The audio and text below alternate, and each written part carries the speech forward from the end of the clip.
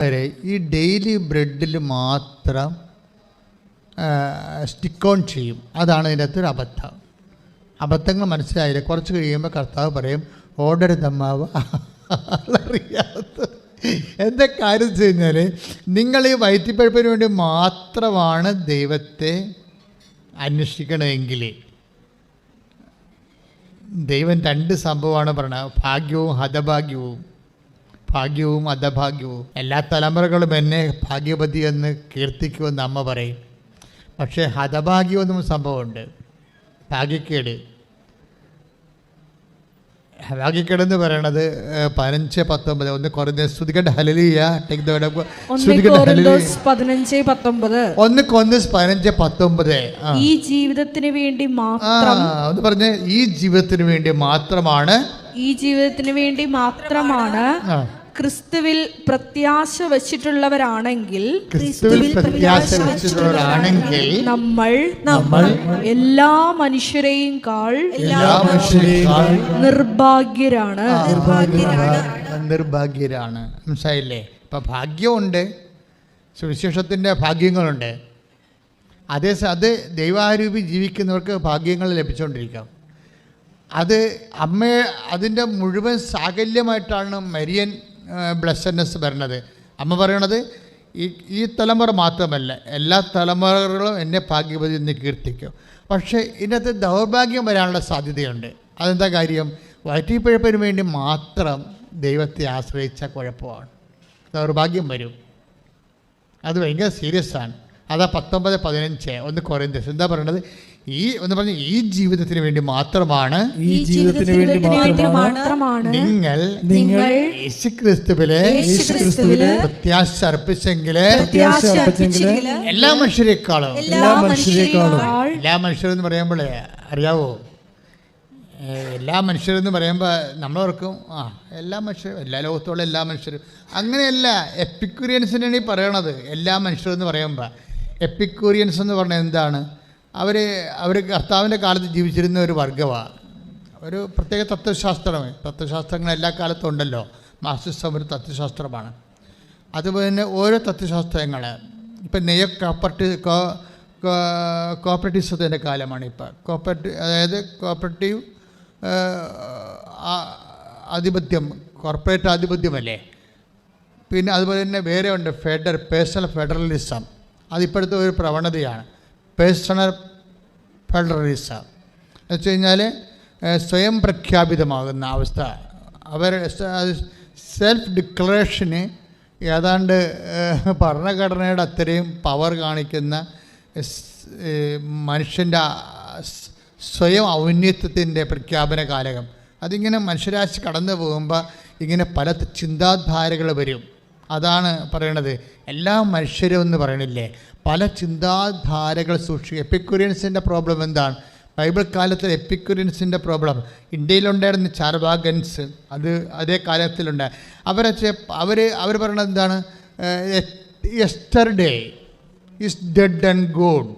ഇന്നലകളിങ്ങനെ അസ്തമിച്ചു പോയി, നമുക്കതിനെക്കുറിച്ചൊന്നും അറിയത്തില്ല, ഇനി തിരിച്ചു വരത്തില്ല. Tomorrow is uncertain. നാളെ ഉണ്ടോ ഇല്ലയോ, നമ്മൾ ജീവിച്ചിരിക്കുമോ, വി ഡോണ്ട് നോ, അറിയത്തില്ലെന്ന് പറയും. പിന്നെ എന്താണ്? Today is ours, so let us make merry. അത് തിന്നും കുടിച്ചും DJ പാർട്ടി നടത്തി ഈ ജീവിതം ആസ്വദിക്കാമെന്ന് പറയുന്ന അതാണ് അതാണ് മനുഷ്യൻ്റെ. ചില മനുഷ്യരുണ്ടല്ലേ, ആ രീതിയിലുള്ള മനുഷ്യരുണ്ട്. എവിടെ പോയാലും അവർക്ക് അമ്യൂസ്മെൻ്റാണ് അവരുടെ വലിയ ജീവിത ലക്ഷ്യമെന്ന് പറയണത്. അമ്യൂസ്മെൻറ്റ് അതൊരു പ്രത്യേക വർഗം മനുഷ്യരാണ്. അതൊരു വിസറട്ടോണിക് എൻഡോമോർഫ് എന്ന് പറയും. എന്ന് വെച്ച് കഴിഞ്ഞാൽ അത് അവരുടെ ഫീച്ചേഴ്സൊക്കെ പറഞ്ഞാൽ നിങ്ങൾ തെറ്റിദ്ധരിക്കും, ഞാൻ പറയത്തില്ല. അതൊരു സൈക്കോളജിക്കൽ അനാട്ടമിയാണ്. എന്ന് വെച്ച് കഴിഞ്ഞാൽ അതിൻ്റെ ഫീച്ചേഴ്സ് വിസറട്ടോണിക് എൻഡോമോർഫ്. വ്യക്തിയെ കാണുമ്പോൾ അറിയാം ഇയാൾ ഏത് സ്റ്റേറ്റ്സിലുള്ളതാണ്. ചില ആൾക്കാർ എല്ലായിടത്തും അടിയന്തരമുള്ള സ്ഥലങ്ങളിലെല്ലാം പോകും, എല്ലാ അമ്യൂസ്മെൻറ്റ് സംഭവങ്ങളും അതുപോലെ പാർട്ടികളൊക്കെ ഉള്ള സ്ഥലത്തൊക്കെ എല്ലാം പോയി എവിടെയെങ്കിലും അതൊന്നും മിസ് ചെയ്യത്തില്ല അവർ. അവരെ സംബന്ധിച്ചിടത്തോളം അങ്ങനെ ഒരു സദ്യയിൽ നിന്ന് മറ്റൊരു സദ്യയിലേക്ക് അവർ പോകും. ഈ എപ്പിക്യൂരിയൻസ് ചെയ്യണത് എന്താണ്? അവർ മുക്കുമുട്ട കഴിച്ചിട്ട് പിന്നെ കൈയിട്ട് ഛർദ്ദിച്ച് കളഞ്ഞിട്ട് പിന്നെയും കഴിക്കും. C what's the people. അത് ചിന്തിച്ച് നോക്കി, കർത്താവിൻ്റെ കാലത്ത് ഉണ്ടായിരുന്നൊരു വർഗ്ഗമാണ്. അങ്ങനെ കാണിക്കുന്നില്ലെങ്കിൽ ഇന്നും ആ ടൈപ്പ് ഉണ്ടാവും. തീറ്റിപ്പണ്ടാരങ്ങളും അതുപോലെയുള്ള ആൾക്കാരുണ്ട്. ഭക്ഷണത്തിന് അമിത പ്രാധാന്യം, സൗന്ദര്യത്തിന് അമിത പ്രാധാന്യം, അതുപോലെ തന്നെ സെക്സിന് അമിത പ്രാധാന്യം. അതായത് ഒരു ലെവൽ വിട്ട് പ്രാധാന്യം കൊടുക്കുന്ന ആൾക്കാർ, അതാണ് എല്ലാ മനുഷ്യരെക്കാളും. അതാണ് വിഷയം. നിങ്ങൾ യേശുക്രിസ്തുവിൽ, അതായത് take the word of read the word of God again. സ്തുതിക്കട്ടെ. Hallelujah hallelujah hallelujah hallelujah hallelujah. യേശുവേ നന്ദി, യേശുവേ സ്തുതി. Hallelujah hallelujah hallelujah. യേശുവേ നന്ദി, യേശുവേ ആരാധന ആരാധന. 1 കൊരിന്തോസ് 15:19. 1 കൊരിന്തോസ് 15:19. ഈ ജീവിതത്തിന് വേണ്ടി മാത്രം, പറഞ്ഞ ഈ ജീവിതത്തിന് വേണ്ടി മാത്രം ക്രിസ്തുവിൽ പ്രത്യാശ വച്ചിട്ടുള്ളവരാണെങ്കിൽ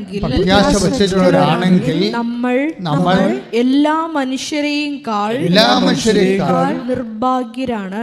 അപ്പൊ ഈ വായി കൈയിട്ട് ഛർദ്ദിക്കണ പണ്ടാരങ്ങളില്ലേ, അവരെക്കാളും ഗതികെട്ടവരാണെന്ന് പറഞ്ഞുകൊണ്ട് വരുന്നത്. മനസ്സിലായില്ലേ? എപ്പിക്യൂരിയൻസിനേക്കാൾ ഗതികെട്ടവരാണ് നമ്മളെന്ന്. ഈ ജീവിതത്തിന് വേണ്ടി മാത്രമാണ് നിങ്ങൾ യേശുക്രിസ്തു പ്രത്യാശ അർപ്പിച്ചെങ്കിലേ നിങ്ങൾ എപ്പിക്യൂരിയൻസിനേക്കാൾ ഗതികെട്ടവരാണെന്ന്. അപ്പോൾ അതൊക്കെ എന്തുമാത്രം ഭാഗ്യക്കേടാ വരണത്. അപ്പോഴെന്താ നമ്മൾ യേശുക്രിസ്തു പ്രത്യാശ അർപ്പിക്കണത്? ഈ ജീവിതത്തിന് വേണ്ടി മാത്രമല്ല, പിന്നെന്താണ്? നിത്യതയ്ക്ക് വേണ്ടി കൂടിയാണ്. അതുകൊണ്ട് എന്താ സംഭവിക്കണമെന്ന് വെച്ച് കഴിഞ്ഞാൽ നിത്യതയ്ക്കുള്ള നിക്ഷേപങ്ങൾ വേണം.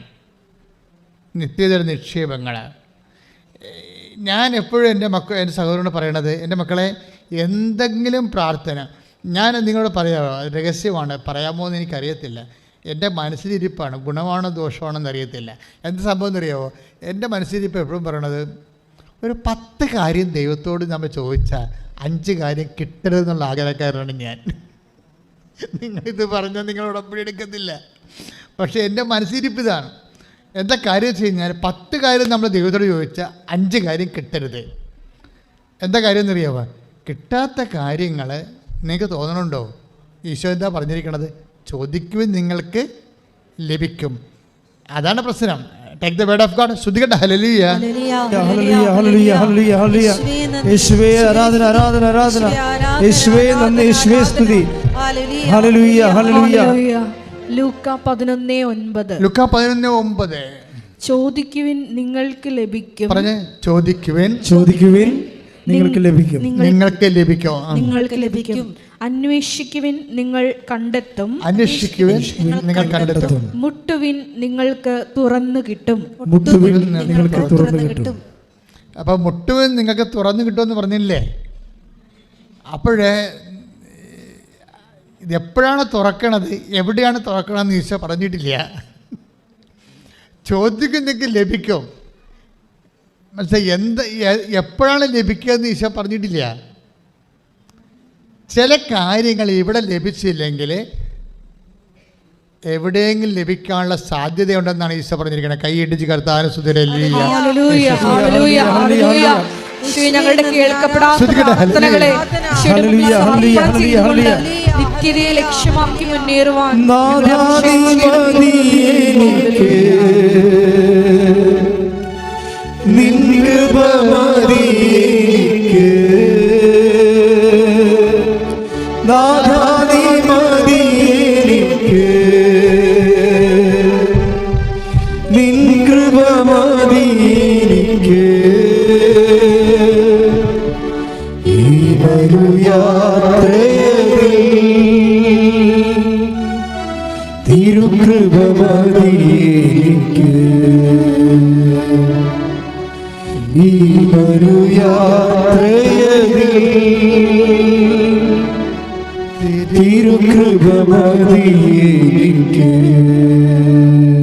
നമ്മൾ ബെനഡിക്ട് മാർപ്പാപ്പയെ യാത്രയാക്കി നിൽക്കുന്ന സഭയാണ് ഇപ്പോൾ ഉള്ളത്. ബെനഡിക്ട് മാർപ്പാപ്പയെ നിത്യഭവനത്തിലേക്ക് നമ്മൾ യാത്രയാക്കി അല്ലേ? എനിക്കാണെങ്കിൽ ആ ദിവസങ്ങളിലൊക്കെ ഭയങ്കര സന്തോഷമായിരുന്നു. സന്തോഷം എന്ന് വെച്ച് കഴിഞ്ഞാൽ ഈ മനുഷ്യനോട് എനിക്ക് ഭയങ്കര മാനസികമായിട്ട് അടുപ്പമുള്ള ആളായിരുന്നു. ഞാൻ കണ്ടിട്ടില്ല, കേട്ടിട്ടുമില്ല, പക്ഷേ ഇയാളെ ഫോളോ ചെയ്തിട്ടുണ്ട്. രഹസ്യമായി ഈ മനുഷ്യനെ ഞാൻ ഫോളോ ചെയ്യുന്നുണ്ടായിരുന്നു. എന്നും ഈ മനുഷ്യന് വേണ്ടി പ്രാർത്ഥിക്കുന്നുണ്ടായിരുന്നു. പാപ്പ പാപ്പ രാജിവെച്ചതിനോട് എനിക്ക് ഒരിക്കലും അന്ന് മരിക്കണവരെ ഉൾക്കൊള്ളാൻ പറ്റാവുന്ന ഒരാളാണ്. എന്ന് വെച്ച് കഴിഞ്ഞാൽ സത്യം എന്താണ്, നീതി എന്താണ്, അത് ഒരു കോംപ്രമൈസും ഇല്ലാതെ ഒരു മീഡിയയുടെ മുമ്പിലും ഒരിക്കലും തോക്കാതെ നിന്നൊരു മനുഷ്യനാണ് ഈ ബെനഡിക്ട് മാർപ്പാപ്പ. ബെനഡിക്ട് മാർപ്പാപ്പ ഇപ്പോൾ വല്ലാതെ ഞാൻ അനുസ്മരിച്ചു പോയതാണ്. എന്ന് വെച്ച് കഴിഞ്ഞാൽ അദ്ദേഹം ആ വിശുദ്ധനായ മനുഷ്യൻ കിടക്കുമ്പോൾ എൻ്റെ മനസ്സിൽ വരുന്ന ചിന്ത, പാപ്പ ദൈവത്തോട് ഏറ്റവും അടുത്ത ആളാണ്, സത്യത്തെ തൊട്ടൊരു മനുഷ്യനാണ്. ഈ സത്യത്തെ തൊട്ടൊരാൾ ഇനി കർത്താവിലേക്ക് പോകുമ്പോൾ ഇങ്ങയുടെ ആസ്തി എന്താ? ബെനഡിക്ട് മാർപ്പാപ്പ ദൈവത്തോട് ചോദിച്ചിട്ടുള്ള പല കാര്യങ്ങളിലും എന്തെങ്കിലും കാര്യങ്ങൾ ദൈവം ബെനഡിക്ട് മാർപ്പാപ്പയുടെ ജീവിതകാലത്ത് ആ പ്രാർത്ഥനയ്ക്ക് ഉത്തരമായിട്ട് കൊടുത്തിട്ടില്ലെങ്കിൽ ആ കൊടുക്കാത്ത കാര്യങ്ങൾ കൊടുക്കാനുള്ള സമയമാർത്തിലേക്കാണ് പോണത്. മനസ്സിലായില്ലേ? എന്താ വചനം എന്താണ്? ചോദിക്കുക നിങ്ങൾക്ക് ലഭിക്കും. സമയം പറഞ്ഞിട്ടില്ല. ഇവിടെ ലഭിക്കാത്ത എല്ലാ വിഷയങ്ങൾക്കും കർത്താവിന്, അതായത് ഇവിടെ ലഭിക്കുന്നതിൻ്റെ പേര് ബ്ലെസ്സിങ്സ് എന്നാണ്, ഇവിടെ ലഭിക്കാത്തതിൻ്റെ പേര് കൃപയെന്നാണ്. നിങ്ങളെപ്പോഴും അഡ്രസ്സ് ചെയ്യേണ്ടത് ലഭിക്കാത്ത പ്രാർത്ഥനയെ ഓർത്ത് വിശ്വാസമില്ലാത്തവർ ദൈവത്തിൽ നിന്ന് അകന്നു പോവുകയാണ് ചെയ്യണത്. പക്ഷേ ലഭിക്കാത്ത പ്രാർത്ഥനയുടെ സത്യങ്ങൾ അറിഞ്ഞാൽ അത് കൃപയാണെന്ന് നമുക്ക് ലഭിക്കാൻ പോകുന്നത്, അത് നിത്യതയെ നമുക്ക് അവകാശമോഹര്യമാക്കുന്ന ഒരു നിക്ഷേപമാണെന്ന് മനസ്സിലാക്കി കഴിഞ്ഞാൽ നമ്മൾ നമുക്ക് ലഭിക്കാത്ത പ്രാർത്ഥനയെ ഓർത്ത് നമ്മൾ ദൈവത്തോട് അടുക്കേ ഉള്ളൂ. പ്രാർത്ഥിക്കുക, കർത്താവായ ദൈവമേ, എനിക്ക് ലഭിക്കാത്ത എൻ്റെ പ്രാർത്ഥനകളെ, എനിക്ക് ലഭിക്കാത്ത ഉത്തരങ്ങളെ, അത് എനിക്ക് വരുത്തിയിട്ടുള്ള ക്ലേശങ്ങൾ ഞാനിപ്പോൾ സന്തോഷത്തോടെ അങ്ങേക്ക് തിരിച്ചു സമർപ്പിക്കുന്നു. വിശ്വാസത്തോടെ പ്രത്യാശയോടെ അതെനിക്ക് എപ്പോഴെങ്കിലും ലഭിക്കുമെന്നുള്ള ഉറപ്പോടുകൂടി ഞാൻ അങ്ങയെ സന്തോഷിക്കുന്നു. ഞാൻ അങ്ങയിൽ സന്തോഷിക്കട്ടെ.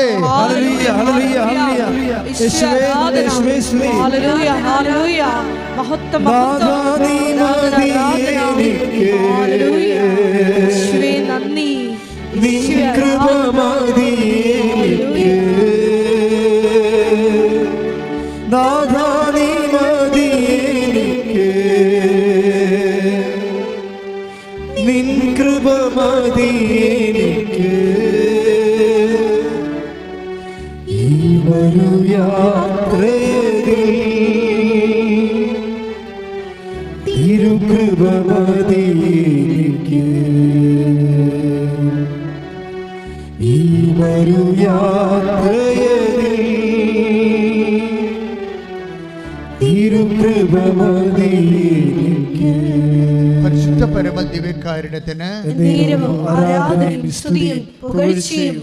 പരിശുദ്ധ പരമദിവ്യകാരുണ്യത്തിന് നമ്മൾ ഡെയിലി ബ്രെഡ് കർത്താവ് വ്യാഖ്യാനിച്ച് തരികയായിരുന്നു. നമുക്ക് എന്തെല്ലാം കാര്യങ്ങൾ ഈശോ പറഞ്ഞു. ഞാൻ പോലും കേൾക്കാത്ത ഒത്തിരിയേറെ കാര്യങ്ങൾ ഈ വചനത്തിലൂടെ ഈശോ വെളിപ്പെടുത്തിക്കൊണ്ടിരിക്കുകയാണ്. ഇപ്പോഴെൻ്റെ മനസ്സിലേക്ക് ഈശോ തരുന്നത്, കഴിഞ്ഞ ദിവസങ്ങൾ അശ്വതി എന്ന് പറഞ്ഞൊരു പെൺകുട്ടി സാക്ഷ്യം പറഞ്ഞു. അശ്വതി പറഞ്ഞ സാക്ഷ്യങ്ങളിൽ കുറേ കാര്യങ്ങളുണ്ട്.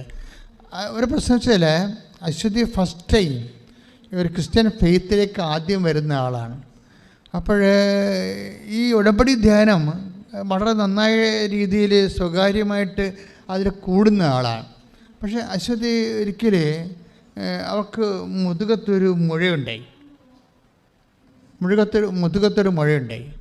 അപ്പോൾ അത് ക്യാൻസറിലേക്ക് പോകുമോ, ഓപ്പറേഷൻ വേണ്ടി വരുമോ, പിന്നെ ഉണ്ടാകുന്ന അവളുടെ അവസ്ഥ എന്താണ്, ഇങ്ങനെ കുറേ കാര്യങ്ങളെക്കുറിച്ച് കുട്ടി ആകുലയാണ്. അപ്പോൾ അങ്ങനെ ആകുലയായപ്പോൾ ഈ പെട്ടെന്ന് കുറേ സാക്ഷ്യങ്ങൾ നോക്കി മാതാവ്, അവൾ പറയുന്നുണ്ട്, മാതാവ് എന്നെ നയിക്കുകയായിരുന്നു. ഞാനൊരു സ്മാർട്ട് ഫോണൊന്നും വാങ്ങിച്ചിട്ടില്ല. മാതാവിനെക്കുറിച്ച് അറിയണമെന്ന് അറിഞ്ഞപ്പോൾ എനിക്ക് സ്മാർട്ട് ഫോൺ വാങ്ങിക്കാൻ തോന്നി. അങ്ങനെ മാതാവിനെക്കുറിച്ച് അറിയാൻ വേണ്ടിയാണ് ഞാൻ സ്മാർട്ട് ഫോൺ വാങ്ങിച്ചതിന് ശേഷം ഞാൻ പിന്നെ മാതാവിൻ്റെ സാക്ഷ്യങ്ങളെല്ലാം കേട്ടു. അപ്പോഴൊരു സാക്ഷ്യം അച്ഛൻ പറയുന്നുണ്ട്, അതായത് ഒരു ചേച്ചി ഒരു സാക്ഷ്യം പറയുന്നുണ്ട്, അതെനിക്ക് വല്ലാതെ എന്നെ ഹോണ്ട് ചെയ്തു. അതായത് ഒരു കുഞ്ഞ് പാങ്ക്രിയാസിൽ ക്യാൻസറുള്ള കുഞ്ഞാണ്. അപ്പോൾ കുഞ്ഞിനെ കോവിഡ് കാലത്ത് ഇവിടെ കൊണ്ടുവന്നിരുന്നു, നമ്മളാരും അറിഞ്ഞില്ല. അപ്പോൾ ഇവിടുത്തെ അടച്ചിട്ടിരിക്കുകയായിരുന്നു, ഇവിടെ ആൾ നിൽക്കാനൊന്നും പോലീസ് അനുവദിക്കുന്നില്ലായിരുന്നു. അപ്പോൾ ആൾക്കാർ തന്നെ പോലീസ് തല്ലിയിട്ടുണ്ട് പല പ്രാവശ്യം ഇവിടെ വന്ന്. ആൾ നമ്മുടെ വാദിക്കെ പ്രാർത്ഥിച്ച് കൂട്ടം കൂടി നിൽക്കുമ്പോഴേ അങ്ങനെ വലിയ ഭയങ്കര പ്രശ്നങ്ങളൊക്കെ ഉണ്ടായിട്ടുണ്ട്. അപ്പോൾ ആ സമയത്താണ് ഇവർ വരണത്. അപ്പോൾ ഇവിടെ ഇത് തുറക്കാനും പറ്റില്ല, തുറന്നാൽ പ്രോബ്ലമാണ്, പോലീസ് സമ്മതിക്കത്തില്ല. അപ്പോൾ അത്രയും പ്രശ്നമായിട്ട് നിൽക്കുന്ന ഒരു സമയത്ത് ഈ കുഞ്ഞും അമ്മയും കൂടി ഇതിനെ വാദിക്കെ വരും. വാദിക്കെ വന്ന് നിന്നിട്ട് ഈ പാങ്ക്രിയാസിൽ ക്യാൻസർ അല്ലേ കുഞ്ഞിന്. അപ്പോൾ കുഞ്ഞ് അമ്മയോട്, അമ്മ കൊച്ചിനോട് പറയും, വാവേ അമ്മയോട് പറ ഇനി നമ്മൾ വരണത് സാക്ഷ്യം പറയാനായിരിക്കുമെന്ന് പറഞ്ഞിട്ട് പോകാൻ. കുഞ്ഞ് അതുപോലെ തന്നെ അമ്മയോട് പറഞ്ഞു, അമ്മ ഇനി ഞങ്ങൾ വരണത് സാക്ഷ്യം പറയാനായിരിക്കുമെന്ന്. അത് കറക്റ്റാണ്. ഈ സാക്ഷ്യമാണ് അശ്വതി കേൾക്കണത്. അവൾ തിരിച്ചു വന്ന്, ആ കുഞ്ഞ് തിരിച്ചു വന്ന് സാക്ഷ്യം പറയണത്. അത് ഭയങ്കര ഫീലിംഗാണ് ശരിക്കും പറഞ്ഞാൽ. കാരണം വേറെ ഒരു മെഡിസിൻ ഒന്നും ഇല്ലല്ലോ. അപ്പോൾ അമ്മ കുഞ്ഞിനെ തിരിച്ചു കൊണ്ടുവന്ന് സാക്ഷ്യം പറയാൻ അനുവദിക്കും. അപ്പോൾ കുഞ്ഞ് മിടുക്കിയായി വന്ന് സാക്ഷ്യം പറയും. അപ്പോൾ അതാണ് അശ്വതി കേൾക്കണ സാക്ഷ്യം.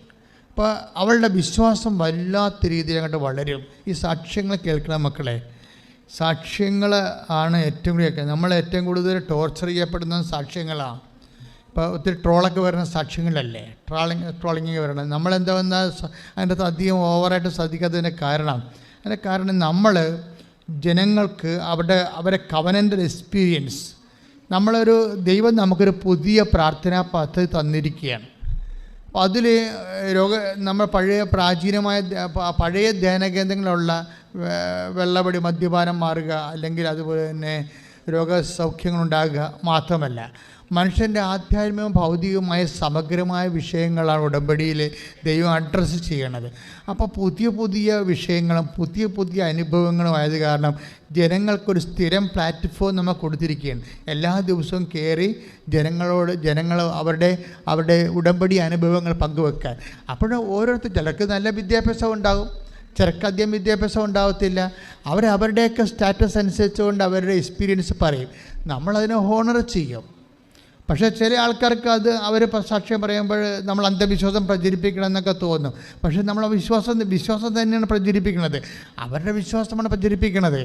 അവർ ആ വിശ്വാസം അപ്ലൈ ചെയ്തപ്പോൾ എന്ത് സംഭവിച്ചു? അവർക്ക് ബുദ്ധിബോധമില്ലാതെ ഇരിക്കാൻ ദൈവത്തെ ബുദ്ധിപരമായിട്ട് മാത്രം കാര്യങ്ങളെ കാണുന്നവർക്ക് മണ്ടത്തരം തോന്നി വരും.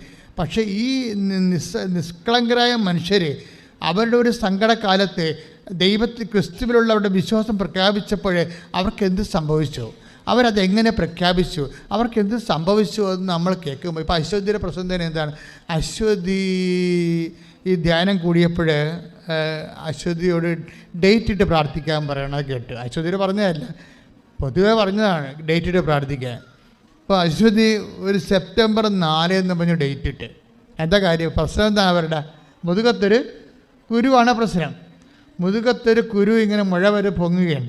അപ്പം അത് മാറാൻ വേണ്ടി അശ്വതി ഡേറ്റ് ഇട്ട് പ്രാർത്ഥിക്കാൻ പറഞ്ഞതിൻ്റെ കൂട്ടത്തിൽ അത് കേട്ടിട്ട് അതനുസരിച്ച് ഒരു ഡേറ്റ് ഇട്ട് സെപ്റ്റംബർ 4. അപ്പോൾ സെപ്റ്റംബർ 4 ഡേറ്റ് ഇട്ട് പ്രാർത്ഥിക്കുകയാണ്. അപ്പോൾ ഡേറ്റ് ഇട്ട് പ്രാർത്ഥിക്കുമ്പോൾ പെട്ടെന്ന് അശ്വതി 2 ദിവസം കഴിഞ്ഞപ്പോൾ, അയ്യോ ഡേറ്റ് പെട്ടെന്നായി പോയില്ല, മാതാവിന് കുറച്ച് സമയം കൊടുക്കാമായിരുന്നു. മനസ്സിലായില്ലേ? അത് അവരുടെ നിഷ്കളങ്കതയിലുള്ള ഒരു പകപ്പാണ്. കാര്യം ഇപ്പോൾ ഇത്രയും പെട്ടെന്നൊക്കെ നമ്മൾ ഡേറ്റ് ഇട്ട ഇനി 4 ദിവസമല്ലേ ഉള്ളൂ. ആ 4 ദിവസത്തിനുള്ളിൽ മാതാവിനെ ഹെൽപ്പ് ചെയ്യാൻ പറ്റില്ലെങ്കിൽ നമുക്ക് മാതാവിനെ കുറ്റം പറയാൻ പറ്റുമോ? അപ്പോൾ കുറച്ചുകൂടി ഡേറ്റ് മാതാവിനെ കൊടുക്കാമായിരുന്നെന്ന് ഇവൾ സ്വയം ചിന്തിക്കുകയാണ്. അവളുടെ ലിറ്ററസി അനുസരിച്ചുകൊണ്ടുള്ള ചിന്താധാരണകളാണ് വരണത്. നമ്മളതിനെല്ലാം മാനിക്കും. അത് പറയുന്നത് അവർ എന്താ പറയണമെന്ന്. പക്ഷേ എന്താ സംഭവിച്ചതെന്ന് വെച്ച് കഴിഞ്ഞാൽ, ഇതിൻ്റെ ഉള്ളിൽ അശ്വതി ഒരു ധ്യാനം കൂടും, ഉടമ്പടി ധ്യാനം കൂടും. ഏത് ധ്യാനം കൂടും? 2017 ധ്യാനം കൂടും. 2017 ധ്യാനം കൂടും.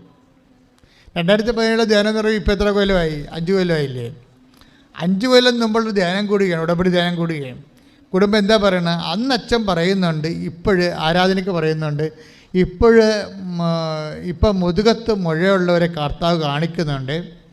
അവരാ മുതുകത്തെ മുഴ സമർപ്പിച്ച് പ്രാർത്ഥിച്ച കർത്താവ് ഇപ്പോഴവരെ സുഖപ്പെടുത്തുമെന്ന് പറയാം. അത് 2017 ധ്യാനമാണെന്ന് അശ്വതിക്കറിയാം. അതാ വിഷയം. പണ്ടത്തെ ഒരു ആരാധനയാണ്. പണ്ടത്തെ ആരാധനയിൽ അവളെന്താ ചെയ്യണത്? ഭൂതകാലത്തെ ഒരു ആരാധനയിൽ അവർ വർത്തമാനകാലത്ത് അവരുടെ വിശ്വാസം ഇൻവെസ്റ്റ് ചെയ്യുകയും, അതാണ് വിഷയം. എന്നിട്ട് പറയാം, കർത്താവ് ഇത് ഞാനാണെന്ന് ഞാൻ വിശ്വസിക്കണമെന്ന്. അതാണ് അശ്വതി പറയണത്. കർത്താവ് ഈ 2017 ധ്യാനമാണെന്നൊക്കെ എനിക്കറിയാം, പക്ഷേ ഇത് എന്നെക്കുറിച്ചാണ് നീ പറഞ്ഞതെന്ന് ഞാൻ വിശ്വസിക്കുന്നു. ഞാൻ മാതാവിൻ്റെ ഡേറ്റ് ഇട്ടിട്ടുണ്ട് 4-ാം തീയതി സെപ്റ്റംബർ 4. ഇനി 3 ദിവസമേ ഉള്ളൂ. ഇതെന്നെക്കുറിച്ചാണ് പറഞ്ഞതെന്ന് ഞാൻ വിശ്വസിച്ചുകൊണ്ട് ഇവളെ ഈ മുഴ ഈശോയ്ക്ക് സമർപ്പിച്ചുകൊണ്ട് ഈ ധ്യാനത്തിൻ്റെ കൂടെ പ്രാർത്ഥിക്കും. അപ്പോൾ എന്താ സംഭവിക്കണത്? പിറ്റേ ദിവസം നോക്കുമ്പോൾ ഇത് അപ്രത്യക്ഷമായി പോകും. Praise the Lord. അപ്പം ഞാൻ തന്നെ അത് വിചിത്രമായി തോന്നി എനിക്ക്. കാര്യം കഴിഞ്ഞാൽ അത് അവർ ഇൻവെസ്റ്റ് ചെയ്തിരിക്കേണ്ടതാണ്. നമ്മൾ അവരെ ക്രൂശിക്കാനോ ക്രിസ്റ്റിസൈസ് ചെയ്യാനോ പറ്റത്തില്ല. അവർ ഇൻവെസ്റ്റ് ചെയ്തിരിക്കുകയാണ് അതിൻ്റെ അകത്ത്. എന്നിട്ട് അവൾ പറയുന്നുണ്ട് എന്താണ്, അതായത് ഞാൻ എനിക്കിത്തിരി അവിശ്വാസമൊക്കെ ഉണ്ട്. വളരെ പച്ചയായ സാക്ഷ്യങ്ങളാണ്. എനിക്ക് കുറച്ച് അവിശ്വാസമൊക്കെ ഉണ്ട്. ഇപ്പോൾ എനിക്ക് ഈ ഡേറ്റ് ഞാൻ ഇങ്ങനെ ഹരിബറിയായിട്ട് ഇട്ടില്ലേ, മാതാവിന് കുറച്ച് സമയം കൂടി കൊടുത്തേച്ചെങ്കിൽ മാതാവ് സമയം എടുത്ത് ഹീൽ ചെയ്ത് തന്നേനോ. മാതാവിന് സമയം കൊടുക്കാത്ത രീതി മാതാവിൻ്റെ കൈയും കാര്യം കെട്ടുന്ന രീതി ഞാൻ പെട്ടെന്ന് സമയം ഇട്ടില്ലേ, സെപ്റ്റംബർ 4 നമ്മൾ ഡേറ്റ് ഇട്ടില്ലേ. അപ്പോൾ എനിക്ക് അതിൻ്റെ അത്ര അവിശ്വാസം തോന്നിയായിരുന്നു. അങ്ങനെയൊക്കെ ചെയ്താൽ മാതാവ് ചെയ്യുമോ? ഇല്ലേ, ഇങ്ങനെ ചെയ്യാൻ പറ്റുമോ എന്നൊക്കെ. പക്ഷേ എന്നിട്ട് ഇവിടെ പറയും, ഞാൻ അവിശ്വസ്തനായിരിക്കും, അവിശ്വാസിയായിരിക്കുമ്പോഴും ദൈവം വിശ്വസ്തനായിരിക്കും. ഈ വചനം ഇവിടെ നിന്ന് കിട്ടി അവൾക്ക്. Take the word of God. സ്തുതിക്കട്ടെ. ഹല്ലേലൂയ. 2 തിമോത്തി സ്തുതിക്കട്ടെ. Hallelujah. Hallelujah. Hallelujah. Hallelujah. Hallelujah. യേശുവേ നന്ദി. ഹല്ലേലൂയ. ഹല്ലേലൂയ. ഹല്ലേലൂയ. യേശുവേ നന്ദി. ഉന്നതൻ നീ, അത്യുന്നതൻ നീ, നിന്നെ പോലൊരു ദൈവമില്ല. ഉന്നതൻ നീ, അത്യുന്നതൻ നീ, നിന്നെ പോലൊരു ദൈവമില്ല. അത്ഭുതമാ, അതിശയമാ, നീ മാത്രമേ ദൈവമെന്നും. അത്ഭുതമാ, അതിശയമാ, നീ മാത്രമേ ദൈവമെന്നും. 2 തിമോത്തി 2:13. 2 തിമോത്തി 2:13. നാം അവിശ്വസ്തരായിരുന്നാലും നാം അവിശ്വസ്തരായിരുന്നാലും അവൻ വിശ്വസ്തനായിരിക്കും. അവൻ വിശ്വസ്തനായി. എന്തെന്നാൽ തന്നെ തന്നെ നിഷേധിക്കുക അവന് സാധ്യമല്ല. അവന് സാധ്യമല്ല. അപ്പം ഈ 2 തിമോത്തി വേഴ്സൊന്നും പറയുന്നില്ലെങ്കിൽ പോലും അശ്വതി അത് സാക്ഷ്യത്തിൽ പറയുന്നുണ്ട്. എന്താ പറയണത്? എനിക്കിങ്ങനെ അവിശ്വാസം തോന്നിയായിരുന്നു, പക്ഷേ എനിക്ക് പ്രശ്നം തോന്നിയില്ല. കാര്യം എന്താണ്? വചനത്തിലുണ്ടല്ലോ, ഞാൻ അവിശ്വസ്തനായിരുന്നാലും ദൈവം വിശ്വസ്തനായിരിക്കുമെന്ന്. അപ്പോൾ ഈ മനുഷ്യന്മാർ വിശ്വസിക്കുന്ന രീതികളും അവരുടെ ഇൻവെസ്റ്റ്മെൻറ്റ് പ്രോസസ്സിങ് ഭയങ്കരമാണ് ശരിക്കും. അത് നമ്മുടെ ബുദ്ധിക്ക് അതീതമാണ്. കാര്യം ബുദ്ധി ഇവിടെ എന്തുമാത്രം കുറഞ്ഞു വരുന്നു, അതനുസരിച്ച് വിശ്വാസം മൂല്യമുള്ളതായിട്ട് വരും. അന്ധവിശ്വാസം അവിടെ മാറാനുള്ള സാധ്യതയുണ്ട്, അത് തള്ളിക്കളയുന്നില്ല. പക്ഷേ അതേസമയം തന്നെ അതുകൊണ്ടാണ് നമ്മൾ കുറച്ച് മുൻകരുതലെടുക്കണമെന്ന് പറഞ്ഞതിൻ്റെ കാര്യം. വിശ്വസിക്കാൻ നിനക്ക് അമിതമായി വിശ്വസിക്കുമ്പോൾ അത് അന്ധവിശ്വാസമായി പോകാതിരിക്കാൻ വേണ്ടി അത് സ്വാഭാവികമായൊരു കോമൺ സെൻസ് മനുഷ്യനുണ്ടാകും. കോമൺ സെൻസ് ഉപയോഗിച്ചാൽ മതി, വേറെ പ്രശ്നങ്ങളൊന്നുമില്ല. എക്സ്ട്രാ സെൻസ് ഒന്നും ഉപയോഗിക്കേണ്ട കാര്യമില്ല. ഒരു കോമൺ സെൻസ് ഉപയോഗിച്ചാൽ അമിത വിശ്വാസം അന്ധവിശ്വാസമായി പോകാതിരിക്കാൻ വേണ്ടി നമുക്ക് സെൻസ് ചെയ്യാൻ പറ്റും. പക്ഷേ അശ്വതി പറയുന്നത് കറക്റ്റ് കാര്യമാണ്. എന്താ പറയണത്? എനിക്ക് ഡേറ്റ് ഇട്ടതിൽ മാതാവിനോട് ഹരിബറിയായി ഒരു ഡേറ്റ് ബാർ ചെയ്തതിൽ എനിക്ക് ഒരു വിശ്വാസക്കുറവുണ്ട്. പക്ഷേ എങ്കിലും വചനത്തിലുണ്ടല്ലോ, ഞാൻ അവിശ്വസ്തനായിരുന്നാലും ദൈവം വിശ്വസ്തനായിരിക്കുമല്ലോ. അപ്പോഴേ എന്താ പ്രശ്നം എന്ന് വെച്ച് കഴിഞ്ഞാൽ ഇക്കാലങ്ങളിലെല്ലാം വചനത്തിൻ്റെ സത്യാവസ്ഥകളെ ആഴമായി മനസ്സിലാക്കിയാണ് മനുഷ്യൻ അവൻ്റെ ജീവിതാനുഭവങ്ങളോട് പ്രതികരിക്കുന്നത്. പ്രത്യേകിച്ച് ഉത്തരവാദിത്തപ്പെട്ടൊരു പ്രതികരണമാണ് ഉടമ്പടിക്കാലത്ത് നമ്മൾക്കുണ്ടാവുന്നത്. എല്ലാവരെയും അങ്ങനെയാണ് പ്രാർത്ഥിക്കുക. കർത്താവായ ദൈവമേ, വചനത്തോട് ഉത്തരവാദിത്തപ്പെട്ട ഒരു പുതിയ സമീപനം ഞങ്ങൾക്ക് നൽകണമേ. സ്വസ്ത്രം, യേശുവേ നന്ദി. എൻ്റെ പ്രിയപ്പെട്ടവരെ, കുറേ കാലം മുമ്പ് എനിക്കാണ് ഒരു വർഷമായി കാണും, ഞാൻ എപ്പോഴും പറയും ടൈം ഷോർട്ടണിങ് എന്ന് പറയും. അപ്പോൾ എനിക്ക് തന്നെ ഒരു ജാള്യത ഉള്ളിൽ തോന്നും. കാര്യം ടൈം ഷോർട്ടണിങ് എന്ന് പരിശുദ്ധാത്മാവ് പറയുന്നതനുസരിച്ച് ഞാൻ പറയും ഉടമ്പടിയുടെ ഒരു ഇഫക്റ്റ് സമയച്ചുരുക്കമാണ്. എനിക്കത് എവിടെയാണ് ഡിറൈവ് ചെയ്ത് കിട്ടിയെന്ന് ചോദിച്ചു കഴിഞ്ഞാൽ, സമയം ആയിട്ടില്ലെന്ന് ഈശോ പറയുമ്പോൾ മരിയൻ മീഡിയേഷനിലാണ് അമ്മ സമയച്ചുരുക്കം ഉണ്ടാക്കുന്നത്. അവൻ പറയണ പോലെ ചെയ്യാൻ പറയുമ്പോൾ, അവൻ പറയണ പോലെ ചെയ്ത് കഴിയുമ്പോൾ ആകാത്ത സമയം ആക്കിയെടുക്കാൻ കഴിയുമെന്നുള്ള വേദപുസ്തകത്തിൻ്റെ ശക്തമായ വെളിപാടിൽ നിന്നാണ് ഞാൻ ടൈം ഷോർട്ടണിങ് കണ്ടുപിടിച്ചതാണോ പരിശുദ്ധാത്മാവ് എന്നെ ചൂണ്ടിക്കാണിച്ചതാണോ എന്ന് ഇപ്പോഴും ഉറപ്പില്ല. പക്ഷേ എനിക്ക് മനസ്സിലാകുന്ന കാര്യം ഇതൊരു സത്യമാണ്. എന്താണ് സത്യം? there is a phenomena of time shortening in covenant prayer. ഉടമ്പടി പ്രാർത്ഥനയിൽ സമയച്ചുരുക്കത്തിൻ്റെ ഒരു പ്രതിഭാസമുണ്ട്. ഉടമ്പടി പ്രാർത്ഥന നീ ദൈവമായിട്ട് ഉടമ്പടി ചെയ്തിരിക്കുന്ന വിഷയമാണ്. അവിടെ നിനക്ക് ടൈം ഷോർട്ടണിങ് വേണമെന്നുണ്ടെങ്കിൽ ടൈമാണല്ലോ വില്ലൻ. എല്ലാത്തിൻ്റെയും വില്ലൻ ടൈമാണ് അല്ലേ? എല്ലാം ടൈം മാറിപ്പോയാൽ നമ്മുടെ ജീവിതം തന്നെ മാറിപ്പോകും.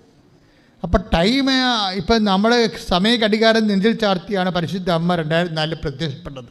അപ്പം സമയം കൃപാസന ശുശ്രൂഷകളുടെ കൂടെ അടിസ്ഥാനമായ പ്രമേയമാണ് സമയം. കഴിഞ്ഞുപോയ സമയത്തെ തിരിച്ചെങ്ങനെ കൊണ്ടുവരാൻ കഴിയും? കഴിഞ്ഞ കാലങ്ങളിലെ പ്രവചനങ്ങളെയും എല്ലാം എങ്ങനെയാണ് വർത്തമാന കാലത്ത് അനുഭവിക്കാൻ പറ്റണതെന്നാണ് അശ്വതി വിശ്വാസം കൊണ്ട് തെളിയിച്ചത്. അതുപോലെ തന്നെയാണ് ഈ ധന്യയുടെയും അരജോസഫിൻ്റെയും മകളുടെ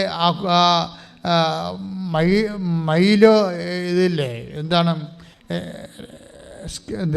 രക്താർബുദം. ആ രക്താർബുദത്തിൻ്റെ, അതായത് മുതിർന്നവർക്കുണ്ടാകുന്ന രക്താർബുദം, ആ മുതിർന്നവർക്കുണ്ടാകുന്ന രക്താർബുദത്തിന് കുഞ്ഞിനെ ഇനി 50% റിക്കവറി റേറ്റ് ഉള്ളെന്ന് ഡോക്ടർ പറയുമ്പോൾ കുഞ്ഞിന് ചെയ്യേണ്ടി വരുന്ന കീമോ 3000 mg ആണ്. 3000 mgയുടെ കീമോയാണ്. നമുക്കറിയാവില്ല 600 mg 300 mg എന്നൊക്കെ പറയുമ്പോൾ തന്നെ നേഴ്സുമാർക്ക് പെട്ടെന്ന് തന്നെ പേടിയാവും. അയ്യോ, ഇതെന്തൊരു അസുഖമാണ്, ഇത് കണ്ടിന്യൂ ചെയ്ത് ഇത്രയും കഴിച്ചാൽ എന്ത് ചെയ്യും? അപ്പോൾ 3000 mgയുടെ കീമോയാണ് കുഞ്ഞിന് കൊടുക്കേണ്ടത്. 8 ദിവസത്തേക്കാണ്. അതിൻ്റെ പെയിൻ എന്ന് പറയണതും ടെമ്പറേച്ചർ എന്ന് പറയുന്നത് സഹിക്കാൻ പറ്റാത്തതാണ്. അങ്ങനെ കൊടുത്താൽ തന്നെയും 3 കൊല്ലം എടുക്കും. ഇത് കീമോ കൊടുത്തിട്ട് ആണ് പിന്നീട് ബോൺ മാരോ ചെയ്യണത്. അമ്മയുടെ മജ്ജ എടുത്തിട്ട് കുഞ്ഞിലേക്ക് കൊടുക്കുന്നു. അത് ഭയങ്കര, ഇതെല്ലാം കഴിഞ്ഞിട്ട് കുഞ്ഞ് സർവൈവ് ചെയ്യണം. അപ്പോൾ നമ്മളെല്ലാം കടന്നു പോകുന്നത് പ്രത്യേക ഒരു ലോകത്താണ്. പണ്ട് ഇങ്ങനെ സിറ്റുവേഷൻ ഉണ്ടായില്ലെന്ന് ചോദിച്ചാൽ ഉണ്ടായിരുന്ന ആൾക്കാർ മരിച്ചു പോകും, അത്രയേ ഉള്ളൂ. വൈദ്യശാസ്ത്രം ഇപ്പോൾ ഇത്രയും വളർന്നത് കൊണ്ടാണ് റിക്കവറിങ് റേറ്റ് വരണത്. റിക്കവറിങ് റേറ്റ് കൂടാൻ കാരണം എന്താണ്? വൈദ്യശാസ്ത്രം വളർന്നത് കൊണ്ടാണ്, ഒരു സംശയമില്ല കാര്യത്തിൽ. പക്ഷേ അതുകൊണ്ട് തന്നെ വൈദ്യശാസ്ത്രത്തിൻ്റെ കയ്യിൽ തന്നെയും എല്ലാ കാര്യങ്ങളും ഇല്ല. അവരെല്ലാം ബുദ്ധിക്ക് നിരക്കുന്ന രീതിയിൽ ചെയ്തു വരുമ്പോഴും ഡോക്ടർമാർ പറയും ഇനി എല്ലാം ദൈവത്തിൻ്റെ കയ്യിലാണെന്ന് പറയും. ദൈവത്തിൻ്റെ കയ്യിലാണെന്ന്. അപ്പോൾ എന്താ ചെയ്യണത്? ഈ കുഞ്ഞിനെ ഈ ശുശ്രൂഷകളെല്ലാം, ഈ ട്രീറ്റ്മെൻറ്റെല്ലാം ചെയ്യുമ്പോൾ ഇവർ നിരന്തരം ഉടമ്പടി തൈലം കുഞ്ഞിനെ കാശുരൂപം കുഞ്ഞിനെ ശിരസ്സിന് താഴെ വെച്ചുകൊണ്ട് ഉടമ്പടി കാശിന് വെച്ചുകൊണ്ട് ഈ ഉടമ്പടി തൈലം തേച്ചുകൊണ്ടിരിക്കുക. കീമ കൊടുത്ത കുഞ്ഞിനെ ഉടമ്പടി തൈലം തേച്ചുകൊണ്ടിരിക്കുക. പക്ഷേ പെട്ടെന്ന് ഡോക്ടറെ ചേഞ്ച് ചെയ്യാൻ ഈശോ പറയും. പെട്ടെന്ന് ഡോക്ടറെ ചേഞ്ച് ചെയ്യാൻ പറയും, ഹോസ്പിറ്റൽ ചേഞ്ച് ചെയ്യാൻ പറയും. അത് ഉടമ്പടി ഇവർ ഡയറക്റ്റായിട്ട് എടുക്കുന്ന സമയത്താണ് പെട്ടെന്ന് ചേഞ്ചിങ് എല്ലാം വരുന്നത്. പെട്ടെന്ന് ഇവർ ഡയറക്റ്റായിട്ട് ഒരു അമ്മയുടെ ഉടമ്പടിയിലാണ് ഇവർ അവിടുത്തെ നേർച്ച വസ്തുക്കൾ കൊണ്ടൊക്കെ അഡ്ജസ്റ്റ് ചെയ്ത് പോയിക്കൊണ്ടിരുന്നത്. പക്ഷേ ഇപ്പോൾ ഇവർക്ക് കുഞ്ഞിൻ്റെ അവസ്ഥ കാരണം എടുക്കാതിരിക്കാനും പറ്റത്തില്ല. അത് എടുത്തു കഴിഞ്ഞപ്പോൾ പെട്ടെന്ന് ഡോക്ടർ തന്നെ പറയും നിങ്ങൾക്ക് വേണ്ട സെക്കൻഡ് ഒപ്പീനിയൻ തിരക്കാമെന്ന് പറയും. സെക്കൻഡ് ഒപ്പീനിയൻ എവിടെയാണ് ഉള്ളത്? ബാംഗ്ലൂരാണ് ഉള്ളത്. ബാംഗ്ലൂരേക്ക് സെക്കൻഡ് ഒപ്പീനിയൻ തിരക്കിയപ്പോൾ ആ ഡോക്ടറിന് രാവിലെ 7 മണി തൊട്ട് രാത്രി 9 മണി വരെ എത്രയോ മാസങ്ങൾക്ക് ബുക്കിംഗ് കിടക്കുന്നതാണ്. പക്ഷേ ഇവർക്ക് പെട്ടെന്ന് കിട്ടി ആ ഡോക്ടറിനെ. ബാംഗ്ലൂരത്തൊക്കെ പെർട്ടിക്കുലർ ഡോക്ടറിനെ ഇവർക്ക് പെട്ടെന്ന് കിട്ടി. ഡോക്ടർ പറഞ്ഞ് എളുപ്പം തന്നെ പാക്കപ്പ് ചെയ്തോളാൻ പറഞ്ഞു. അതാണ് സംഭവം. എന്ന് വെച്ചാൽ അവിടുത്തെ ടൈം ഷോർട്ടനിങ് ഭയങ്കരമാണ്. എങ്ങനെ ഈ ഹോസ്പിറ്റലാണ് കടന്നിരുന്നെങ്കിൽ ഈ പറഞ്ഞ 3 കൊല്ലം എടുക്കും. ഇവർ പെട്ടെന്ന് ടൈം ഷോർട്ടനിങ് സംഭവിക്കണത് എങ്ങനെയാണ്? നമ്മുടെ ടൈം ഷോർട്ടനിങ് നമ്മുടെ വിഷയങ്ങൾക്കെല്ലാം സമയച്ചൊക്കെ സംഭവിക്കും. പുതിയ ഡോക്ടറെ തന്ന് പുതിയ ഹോസ്പിറ്റലിൽ തന്ന് അവിടെ പെട്ടെന്ന് കുഞ്ഞിൻ്റെ അമ്മയുടെയും കുഞ്ഞിൻ്റെയും ബ്ലഡ് എല്ലാം മാച്ചായി പെട്ടെന്ന് 2 ദിവസം കൊണ്ട് ബോൺമാരോ കഴിഞ്ഞ് ഡോക്ടർ പറഞ്ഞ് 3-ാം ദിവസം പറഞ്ഞ് പോയിക്കൊള്ളാൻ പറഞ്ഞ് വീട്ടിൽ പോയിക്കാൻ. പെട്ടെന്നായ സംഭവം. 3 മാസത്തെ റെസ്റ്റ് അത്രേ ഉള്ളൂ. അപ്പോൾ 3 കൊല്ലം പറഞ്ഞതാണ് 3 മാസമായിക്കൊണ്ടിരിക്കുന്നത്. അതാണ് ടൈം ഷോർട്ടനിങ് എന്ന് പറയണത്. 3 കൊല്ലം. അപ്പോൾ ഇത് ഞാൻ പാതിരാപ്പള്ളി ദിവസങ്ങളിൽ ഒരു ധ്യാനമുണ്ടായിരുന്നു. അപ്പോൾ പാതിരാപ്പള്ളി ഈ ദിവസങ്ങളിൽ നടന്ന ധ്യാനത്തിൻ്റെ സമയത്ത് ഞാൻ ഈ സാക്ഷ്യം പറയുമ്പോൾ കർത്താവ് അതിൻ്റെ കൂടെ കയറി പറഞ്ഞു, ഇത് പ്രൊവിഷനുള്ളതാണ്, പുതിയ കാര്യമല്ല. ഇത് വാഗ്ദാനങ്ങളുടെ പ്രൊവിഷനുള്ളതാണ്. തിരഞ്ഞെടുക്കപ്പെട്ടവർക്ക് ഓർത്തുകൊണ്ട് സമയം ചുരുക്കി തരുമെന്ന്. Read it. 13:20 മാർക്കോസ് 13:20. ശ്രദ്ധിക്കട്ടെ. Hallelujah hallelujah hallelujah hallelujah. യേശുവേ നന്ദി, യേശുവേ ആരാധന, ഹല്ലേലൂയ. മഹത്വം, ആരാധന, ഹല്ലേലൂയ. യേശുവേ നന്ദി, യേശുവേ ആരാധന. 13:20. കർത്താവ് ആ ദിവസങ്ങൾ ചുരുക്കിയില്ലായിരുന്നെങ്കിൽ കർത്താവ് ആ ദിവസങ്ങൾ ചുരുക്കിയില്ലായിരുന്നെങ്കിൽ ഒരുവനും രക്ഷപ്പെടുകയില്ലായിരുന്നു. എന്നാൽ തിരഞ്ഞെടുക്കപ്പെട്ടവർക്ക് വേണ്ടി അവിടുന്ന് ആ ദിവസങ്ങൾ ചുരുക്കി. കൈയടിച്ച് കർത്താവിനെ ശ്രദ്ധിക്കട്ടെ. ഹല്ലേലൂയ, ഹല്ലേലൂയ, യേശുവേ നന്ദി, യേശുവേ ആരാധന, ഹല്ലേലൂയ. നിന്നെ പോലൊരു ദൈവമില്ല. ഉറക്കെ പറ്റിയത് പാടാൻ.